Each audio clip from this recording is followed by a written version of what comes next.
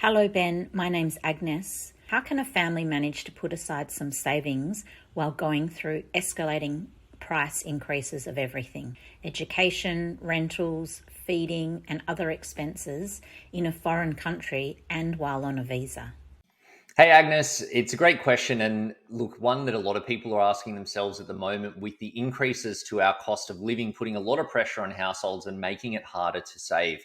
Now, there are no easy answers here, but I would say that ultimately it comes down, good savings comes down to prioritization. So prioritizing the things that are the most important to you and deprioritizing the things that are less important so that you can save more, because savings is a priority for you at some level as well. Now, when we're seeing this inflation crisis at the moment where everything is getting more and more expensive, it means that there's probably a bunch of things in your budget or in your expenses that are really necessary costs. So things that you can't do without those things. And obviously, when the cost of those things increases, it's going to consume more of your budget, meaning that if you want to be able to save at the same level that you've been doing in the past, you're going to have to cut things out of your budget in order to achieve that. Or if you don't cut things out, you're not going to be able to save as much. So looking at the numbers, I think, is a first step, and laying out all of the spending that you're doing to see where your money is going and look at the opportunities for you to save. Now, there are a couple of places that you can do that. One is looking at comparisons for the necessary expenses. So things like your utilities, insurances, and those sorts of expenses that have competitive markets where you might be able to save some money and carve a bit more out of your budget by switching your insurance providers or your utility providers and those sorts of things. That can help.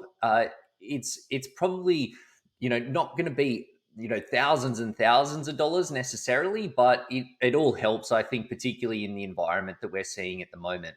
The other big one, and it's generally probably an area where there's more potential for savings, but unfortunately it's also more uncomfortable, is looking at your discretionary spending and really thinking about what is super, super important to you and what are the things that you may be able to do without or do with less of so that you can save more.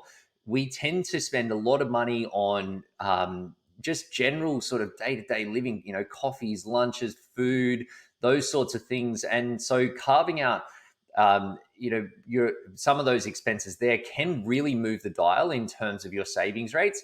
As I said, it is the most uncomfortable thing to save because it means that you're having to say no to stuff, but it's also the area where you can take some big strides and really pump your savings. And I think for me, particularly when I look in the environment that we're seeing at the moment, property market down, share market down, means that there's a lot of opportunity there for investors. So if you can find a way to continue to save at a good rate or save anywhere close to the rate that you were saving prior to this current sort of downturn, it means that you can invest more and then come out of the downturn in a stronger position than you went into it. And it's really periods like this where people that build serious wealth generally build a lot of their wealth. So get that it's simple in terms of what you need to do, but that doesn't mean that it's easy. But the results are definitely worth it.